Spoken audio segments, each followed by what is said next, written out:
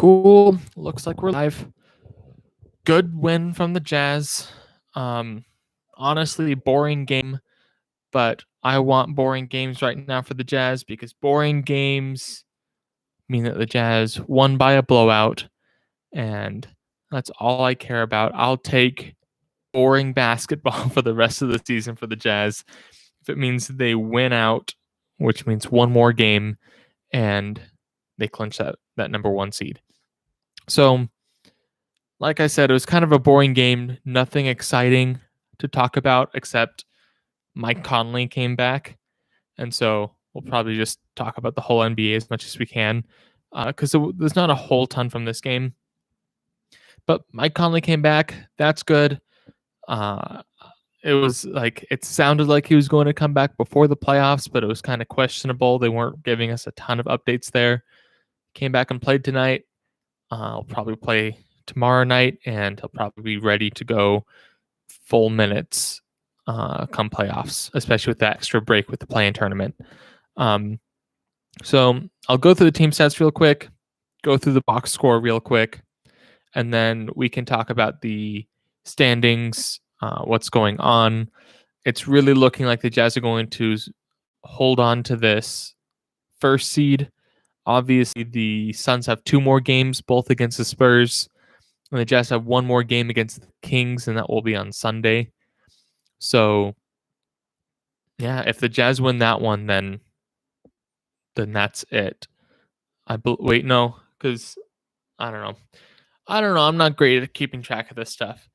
But right now the Jazz are a game and a half up, and so yeah, if the Jazz win, then they'd be 2 games up, and if the Suns win out, they would still be a game behind. That's how it works, right? So, so the only case that the Jazz would lose the first seed is if the Suns win both, which the Suns probably will, especially after that crazy game against the Trailblazers. And the Spurs have no hope of moving up, so it's not like the Spurs have a ton to fight for. So the Suns are probably going to win both those games, and the Jazz are probably going to win their last one. But if they lose, then it's most likely it's just going to come down to will the Jazz win their if the Jazz win, they keep the first seed, and if they lose their next game, then they lose it. Which could be rough because that might mean they face the Lakers in the first round. But like I was talking about last stream on Wednesday, it might not be the worst thing in the world to play the Lakers in the first round at this point, even though they've been playing decently recently. I don't know. We can dig into that. But to get into the team stats, it's not like the Jazz played a great game. They shot 43% from the field, 33% from three. But at the same time, they played really deep rotation. Their starters didn't get a ton of minutes. They got ahead by a lot pretty early. So it's not like they had to fight for it. And it's not like the Thunder were doing a great job at fighting and coming back. The Thunder never held a lead the entire game. And the Jazz had a lead of 29 points at one point, and they finished the game with a 16-point lead. So they were kind of coasting for most of this game. Some interesting stats. Jazz had 53 rebounds, which is a lot. And that was 8 more than the Thunder, which I think the Thunder having 45 and the Jazz having 53. That's a lot of rebounds for a game. That's really close to 100, which means there was at least 100, close to 100 missed shots. 2 other interesting stats. Well, one was the assists number. The Jazz had 10 more than the Thunder, which that's to be expected. The Jazz were ahead. They felt like they could share the ball a little more, and they're a better team with more overall more experience in the NBA. The Thunder are a pretty young team, so that's not a shocker, I guess. And what I thought was interesting is the Jazz and the Thunder, even though this was a blowout, they had the same amount of points in the paint, which means the Jazz really won the game on the 3-point line, even though they weren't. Well, I guess there's mid-range, but mid-range is kind of a forgotten art in the NBA. And I wish that was a stat that they throw on the team stats. That would be interesting. But it really was, the 3-pointers were a huge deal for the Jazz because they made, what is that, 7 more threes than the Thunder. So nothing terribly exciting. I just thought those were some interesting stats. And hopping over to the box score, again, nothing exciting here. Conley was back. He played decent. 10 points, 3 assists, 2 rebounds in 16 minutes. I'm happy with that. If he can score 10 points every 16 minutes, that's amazing. Yeah, and lots of players. Like, we played a pretty deep bench. Azubuike, a few minutes. Didn't see anything from him, but he got a few minutes in. I don't know. Forrest had some nice plays. I don't know. Like, no really standout players for the Jazz or the Thunder. The Thunder had an even more boring box score than the Jazz did. But Bogey got 22 on good shooting. He was 2 for 5 from 3 and 8 for 16 from the field. So I'm happy with that. Like I said, though, kind of a boring game. It was a blowout. But as I mentioned right at the beginning, I want boring basketball right now for the Jazz. I'm kind of hoping for some exciting basketball in the playoffs, but at the end of the day, if every game for the Jazz for the rest of this year is boring, and that means the Jazz win because it's a blowout and it's a boring blowout, I'll take that. If the Jazz blow out every team in the playoffs, I'm happy. And that being said, I'm going to hop over to the standings. More things are locked up. The East is pretty much completely locked up. There might be a little bit more movement, like 5 for while the Heat dropped down to 6. But the play-in tournaments decided in the East. We have the Celtics, the Hornets, the Pacers, the Wizards, and then with how few games are left, it looks like everything's going to stay pretty much the same in the East. There might be a little bit of movement, but that's not really going to impact the Jazz, because like the Heat being 6th versus being 5th, they're probably not making it to the finals, and that's the only case that will impact the Jazz, is which team will make it to the finals in the East. Looking at the West, there is some more question marks going into these last 1 to 2 games for every team. Obviously, the big one that we want to talk about is the Jazz. It's looking good that the Jazz will hold on to that first seed, but like, who knows? Crazy things have happened. Because I'm kind of writing down that the Suns are going to win their next 2 games. It's possible that they lose. I thought they were going to lose against the Trailblazers. They got really close. It came down to the wire. I think it was a 2-point game. So I thought that would have given the Jazz the first seed, but the Suns pulled it off. They have 2 games against the Spurs, and the Spurs are 4 games behind the Grizzlies. So it's not like the Spurs are fighting for a spot to move up. That being said, if the Spurs do have a chance to get into the play-in tournament and steal that 8th seed from the Warriors or the Grizzlies, whoever ends up holding that 8th seed at the end of the season. And so if I'm them, I don't want to take my foot off the gas, because you need to be going into those games full strength. You need to be in rhythm. And so, like, I'm not expecting the Spurs to like slow down or rest any players. So I don't think it's going to be like the easiest 2 games in the world for the Suns, but it is the Suns versus the Spurs. I would be shocked if the Suns dropped one, especially since they're playing for something. But even if they do win and the Jazz win their next game, which will be against the Kings, that will be on Sunday, the Jazz have it. So it's in our hands. If we pull off the win, we're good. And even if we lose, which I don't think we will, there's a chance the Suns lose one to the Spurs, but I'm not going to bank on that. But looking at the rest of the West, so I mentioned the Spurs. All right, 10th, and they're going to stay there. There's no hope of them moving. There's still some question whether the Grizzlies or the Warriors will get to enter the play-in tournament as the 8th seed. Right now they're tied, but the Warriors have the tiebreaker there.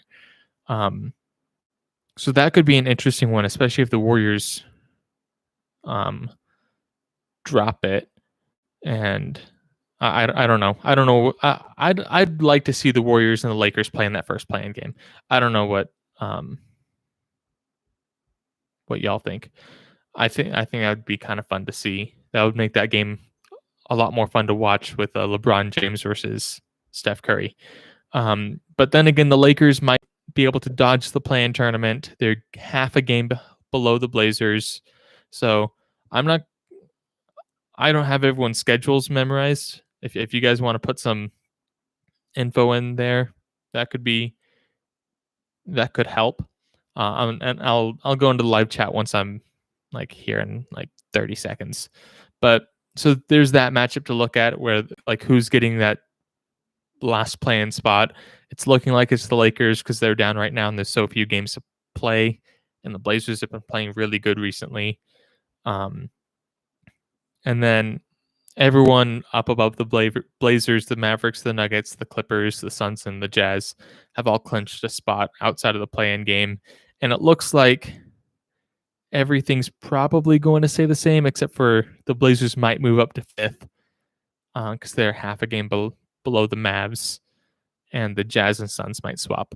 But it looks like, unless I'm missing something weird on the schedule that I didn't know about, it looks like in the West, everything's probably going to stay the same. It's much more likely that the seeding stays exactly how it is now than if something changes. But obviously, it's possible for a change, and we've seen some crazy last-minute seeding changes in the past. I forget when it was, but I remember one year that it looked like the Jazz were going to dodge playing the Rockets in the first round, and then there was like 3 or 4 games that happened that weren't likely to happen, but because they ended the way they did, the Jazz played the Rockets in the first round. So yeah, exciting stuff. Obviously, here by the end of the weekend, we should know everything. We should know what's going on, and then the question is just what's going to happen in the play-in tournament. But how things are going now, it looks like the Jazz will hold on to the first seed, and the Jazz will probably play the Warriors or the Grizzlies in that first round matchup. It's possible though that they play the Lakers or the Blazers, or if something weird happens. That would be really interesting. A Jazz and as a first seed playing the Lakers as an 8th seed, who had the record of a 7th seed, who won the championship last year. I think there's a lot to market there with that series, and as that would be kind of unfortunate playing the previous champions, especially right as they're getting healthy for the Jazz. But I'd feel confident in that series with the Jazz as long as Mitchell doesn't take forever to get back. That being said, I'll hop into the live chat. Looks like there's some stuff here. If you have any thoughts about the standings, about schedule stuff that I don't know about, throw it in the live chat. We can talk about that. But I don't know. Like, what do you think there's going to be any changes going on here? I think the East is. So obviously I don't know the schedules, but the East is going to stay almost exactly the same, with maybe like a minor change at like 5-6 spot, or maybe the 4 spot too, but it doesn't look that way. And then there's more to move around in the West, but I would bet the West stays exactly how it is now, would be the most likely outcome. So Shivers says, I'm feeling very confident about locking down the first seed. I am too. We have complete control of it, which that feels nice. And we're playing a team that we know we can beat. It would be sad if we're like playing the Timberwolves this game and it comes down to this, and the team that's awful, but we just can't beat. That would be a little depressing, but we're playing the Kings. The Kings have nothing to fight for at this point, except for just a little pride. And even an injured Jazz team is a much better team than this Kings team. So I'm confident that the Jazz will win this next game. My coming back is super positive. I was really excited about that, and I'm even more excited that like it was limited minutes. He only had 16, but he played a good game for only playing 16 minutes. Um, it's not like his wasn't super efficient. He didn't have any turnovers though. He scored 10 points in 16 minutes. Um, a couple rebounds, 3 assists. That's what I expect out of. That's about what I expect out of Mike Conley for every 16 minutes, because he normally gets right around double that in a game. And Mike Conley, for a pretty average game, I expect 20 points, 6 assists, and a couple boards. So I love seeing that. It's really good that he won't be fresh out the injury come playoff time, because Donovan Mitchell will be, and it will be nice to have Mike Conley who can lead a team in the playoffs, while Mitchell's probably will take a game or two to really get his footing. Okay, so a little confused why Golden State and the Clippers rested their starters tonight. Clippers risk dropping to 4, and the Warriors risk dropping to 9, especially Golden State. What are you thinking? So Nate kind of answered that in the comments. He said the Warriors game didn't impact their seeding. They play the Grizzlies on Sunday for the 8th seed. Cool. So is that game? Is that just purely for like the tiebreaker, basically? Well, no, I guess they have the same record right now, so that could be fun when it sounds like no matter what happens, they'll likely play each other again here in a few days. Because I'm betting that whether the Warriors or Grizzlies drop to 9 or however that works out, the Spurs aren't making it past that first game. Maybe that's just me doubting the Spurs, but it's not like they weren't a great team coming into the season, and they've gotten worse with losing LaMarcus Aldridge. Not like he was the biggest difference maker at this point in his career. Okay, so if the Grizzlies win tonight and Sunday, they finish 39-33. If the Warriors go win tonight and lose Sunday, they'll finish 38-34. How doesn't that affect their seeding? Still confused. Okay, so I don't know. Yeah, so if you're not following along in the chat, so that was the question. Nate responded, I'm not entirely sure that that's just what David Locke has been saying, and I trust him on it. And then Shivers says, so Golden State could finish 37-35, and Memphis finish 39-33, and Golden State could get the 8th seed. Interesting. I don't know. Like seeding, I love this time of the year because there's so much that could change with just a small game, but then I feel like there's so much, like most of the year I can just focus on a couple teams and what game did we play last? What game did we play tonight? Like who are we playing next? And that's all I really have to focus on. But I feel like here you really need to have every team's schedule memorized, you know, all the tiebreaker rules in the NBA, and then they threw in the added complication of the play-in tournament. So then it's not like you now have to keep up with even more teams, which I guess it gives a lot of the people who do that full time more to do during this time. But overall, I don't know. What do you guys think? Like, what are the odds that anything really changes with what is possible of changing? What is your dream scenario for the Jazz? I guess the best scenario for the Jazz is, at least for the first round, is Spurs somehow make it through and the Jazz play the Spurs in the first round while the Jazz hold the first seed. But I don't know. That would be insane, and I wouldn't bet anything on that. especially since the Spurs are the only team in the West who have a shot at the playoffs who have a losing record. They're nowhere close, like 4 games behind at this point, which is a pretty big spread, given that I don't know if there's the only other place in the standings that there's a 4 games difference between two teams who have a chance at making the playoffs is in the East between the Knicks and the Celtics, which is kind of crazy that the Celtics, off topic, but this is kind of crazy that the Celtics fell off this much to a 500 team,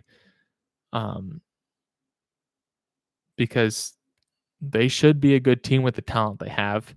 They were a pretty good team last year. I don't know what happened, but that's something that's not Jazz related. I feel like that could be its own video analyzing what's going on with the Celtics and what their next move should be. But cool. So Nate says, I'll take a look after the stream and leave a comment on the video. And that's about the Golden State situation. But with that being said, I was like at the beginning of the week, I was hoping this could be the Jazz lock in the first seed. We're like, we pretty much know what's going on, and the next game is a formality, but there's something riding on that next game, which I guess makes the next stream more exciting to watch. But I feel like because this one was a blowout, the main talking point for this was Mike Conley came back and we got to see him for 16 minutes, which that's awesome. So I'm going to wrap this up tonight. If you haven't liked the stream, make sure you like it. We'd really appreciate it. It helps out the channel. And if you're a Jazz fan, you're not subscribed, make sure you subscribe and hit the notification bell, because we go live after every single Jazz game. And if you hit that notification bell, you'll get notified as soon as we go live, so you can join the live chat and have a good time if you like talking Jazz basketball. As you can see, like, we're pretty active in the live chat. Most videos we try to take care of every single comment. So if you want to have that conversation back and forth in this format, make sure you subscribe and hit the notification bell so you can get in here as soon as we're live. That being said, Nate will be taking the game on Sunday versus the Kings. So make sure to tune in for that one, because there'll be a lot of information. Nate, he's normally a lot better at like researching all the little rules and what's going on with all the schedules, and everything should be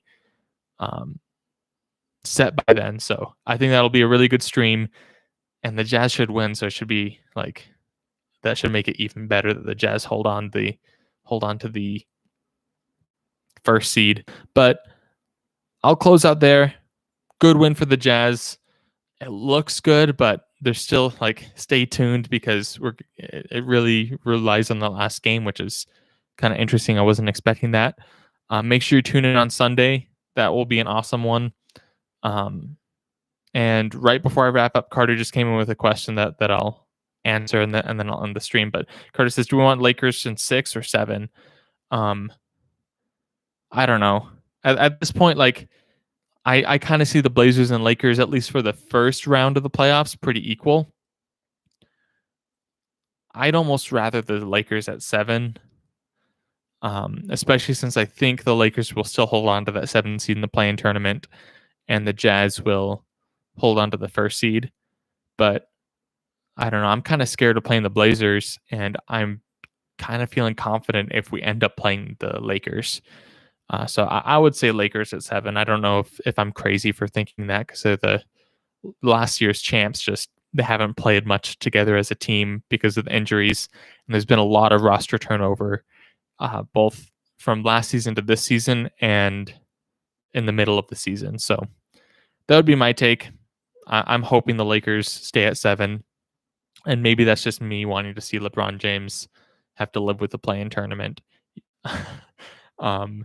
Maybe that's I don't know. I feel like I straddle the line between being a LeBron James fan and a LeBron James hater. Maybe that's the hater coming out of me. But everyone, thanks for joining the stream. I'll wrap it up now. I think there wasn't a ton to cover because it was a blowout, and nothing crazy exciting, nothing locked in. But thanks for joining us tonight. Make sure you tune into the live stream on Sunday.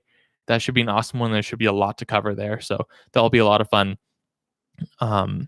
Oh yeah, and Nate reminded we'll be putting out an episode. It won't be live, but we'll be putting out a pre-recorded episode tomorrow. We get them out around 11ish, so watch out for that. Thanks for joining us again tonight, guys, and have a good night. Look out for those videos.